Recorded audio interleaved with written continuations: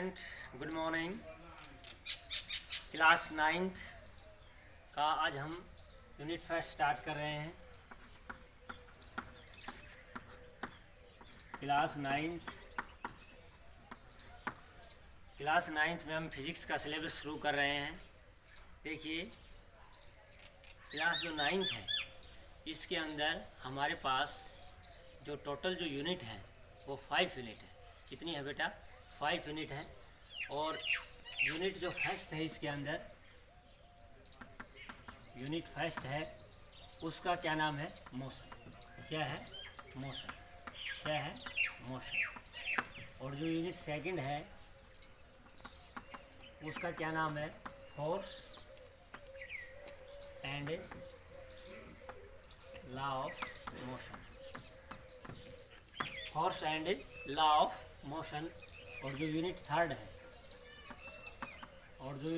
है इसमें हमारे पास उसका नाम है ग्रेविटेशन। क्या है?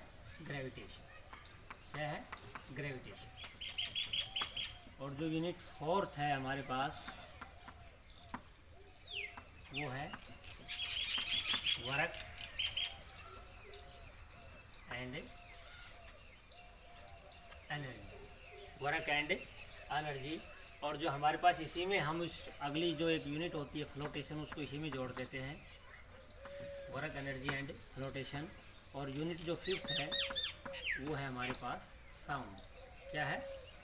साउंड। क्या है? साउंड। ये टोटल फिजिक्स का सिलेबस है। यूनिट फर्स्ट का नाम motion, unit second force and law of motion, unit third gravitation, और यूनिट फोर्थ है वो है work energy and flotation. Flotation वैसे अलग यूनिट, इसका एक अलग पार्ट होता है, यूनिट होती है, लेकिन हम इसको इसी के अंदर स्टडी करते हैं। यूनिट जो फिफ्थ है वो हमारे पास क्या है? साउंड। क्या है? साउंड। तो देखिए, आज हम यूनिट को स्टार्ट करते हैं मोशन। कौन सी यूनिट है? फर्स्ट मोशन, उसको स्टार्ट करते हैं। Unit first motion. Unit first के अंदर क्या है? मोशन। तो सबसे पहले हमारे पास टॉपिक आता है कि रेस्ट और मोशन। रेस्ट और मोशन। रेस्ट क्या होता है और मोशन क्या होता है? देखिए स्टूडेंट, कि कोई भी चीज़ होती है वो रेस्ट में होती है। जैसे चेयर है, ये बोर्ड है, ये वॉल है, ये बिल्डिंग है, जो भी वो सब क्या होते हैं? ये पेड़ है, ये सब किस में होते हैं? रेस्ट में होते हैं। और मोशन क्या होता है कि जब कोई ऑब्जेक्ट मूव करता है तो वो क्या होता है? मोशन में होता है। जैसे अब मैं खड़ा हूँ अपने स्टैंड के ऊपर, तो मैं क्या हूँ? रेस्ट में। अगर मैं चलना शुरू कर दूंगा तो मैं किस में आ जाऊँगा? मोशन में। तो सबसे पहले रेस्ट और मोशन की डेफिनेशन क्या होगी कि टाइम के रेस्पेक्ट में अगर कोई ऑब्जेक्ट अपनी पोजीशन को चेंज कर ले तो किस में होता है? मोशन में। और टाइम के रेस्पेक्ट में अगर कोई ऑब्जेक्ट अपनी पोजीशन को चेंज ना करे तो वो किस में होता है? रेस्ट में। और इसकी डेफिनेशन क्या होगी? When an object is move with respect of time, या when an object change its position with respect of time is known as motion. An object cannot change position with respect of time is known as rest. is known as rest.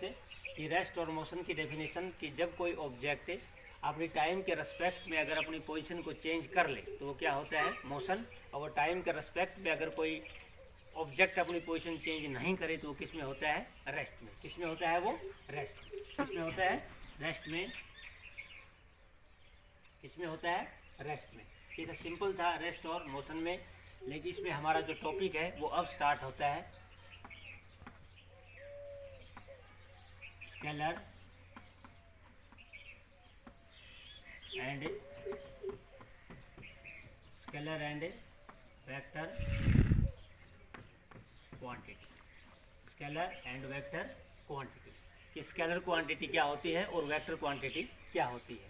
देखिए, सबसे पहले हम इसको scalar और vector quantity को किस प्रकार से डिफाइन करेंगे कि स्केलर और वेक्टर होता क्या है। ये दो राशियाँ होती हैं बेटा आपस में, कि एक सदिश राशि होती है और एक अदिश राशि होती है। इसका हिंदी मीनिंग ये होता है कि जो स्केलर होती है अदिश होती है और जो वेक्टर होती है सदिश राशि होती है। लेकिन हमने इंग्लिश में किस प्रकार डिफाइन करेंगे इसको, स्केलर और वेक्टर क्वांटिटी को। देखिए, scalar quantity scalar quantity. Scalar quantity वो होती है कि जिसके अंदर ओनली क्या हो, मैग्नीट्यूड बट डायरेक्शन नहीं हो। तो इस प्रकार की क्वांटिटी को हम क्या बोलते हैं, स्केलर क्वांटिटी। कि these are those quantity which have only magnitude but not a direction is known as a scalar quantity. Is known as a scalar quantity. Define करते हैं, these are those quantity, these are those quantity, these are those quantity which have only magnitude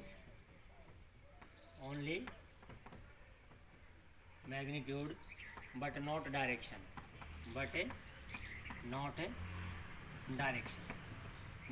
direction is known as scalar quantity, is known as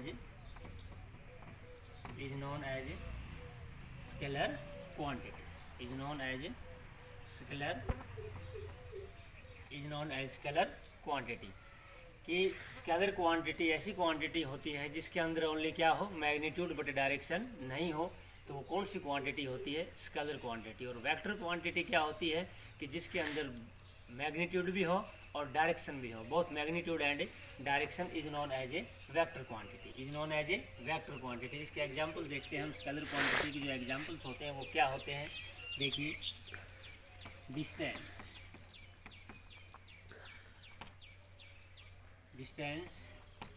number 2 mass, number 2 height, density. Distance हो गया, मास हो गया, density हो गया, कि जिसके अंदर only क्या हो, मैग्नीट्यूड हो बट डायरेक्शन नहीं हो, तो वो कौन सी क्वांटिटी होती है, स्केलर क्वांटिटी। अब हमारे पास कौन सी है नेक्स्ट, वेक्टर क्वांटिटी। कौन सी है नेक्स्ट, वेक्टर क्वांटिटी। कौन सी है, वेक्टर क्वांटिटी। वेक्टर क्वांटिटी क्या होती है, these are those quantity, these are those quantity, these are those quantity which have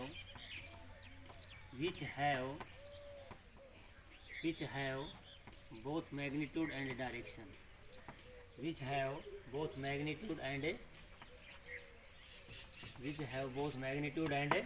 direction is known as a vector quantity, is known as vector quantity, is known as vector quantity, is known as vector quantity. इसके examples क्या होते हैं, इसके examples मैं ऊपर लिख देता हूँ। इसके examples of vector quantity, force, velocity, acceleration, displacement,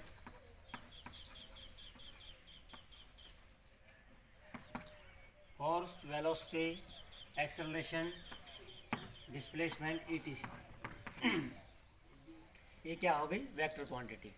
अब मैं तुम्हारे से ये कहूँ कि कोई ऑब्जेक्ट है वो 40 किलोमीटर पर हावर्स मूव कर रहा है। क्योंकि जब कोई ऑब्जेक्ट, मान लीजिए एक कोई कार है, वो 40 किलोमीटर प्रति घंटे की रफ्तार से मूव कर रही है, तो इसके अंदर कौन सी क्वांटिटी होगी, स्केलर क्वांटिटी होगी या वेक्टर क्वांटिटी होगी, बताइए। कि जब कोई ऑब्जेक्ट है वो 40 किलोमीटर पर हावर मूव कर रहा है, तो उसके अंदर कौन सी क्वांटिटी होगी। अब तक देखिए बेटा, इसके अंदर कौन सी क्वांटिटी है, स्केलर क्वांटिटी। क्यों, क्योंकि इसके अंदर ओनली क्या दे रखी है, मैग्नीट्यूड, बट इसकी डायरेक्शन नहीं दी गई है। अगर मैं ये कहूँ कि 40 किलोमीटर पर हावर ये पूर्व दिशा की तरफ जा रही है, तो मैंने इसके अंदर क्या दे दिया है, डायरेक्शन भी दे दी है। तो इसके अंदर दोनों चीज़ें आ जाएंगी, डायरेक्शन भी और मैग्नीट्यूड भी। उस वक्त ये कौन सी क्वांटिटी होगी, वेक्टर क्वांटिटी होगी। अब तक ये कौन सी क्वांटिटी थी, स्केलर क्वांटिटी। कौन सी थी, स्केलर क्वांटिटी।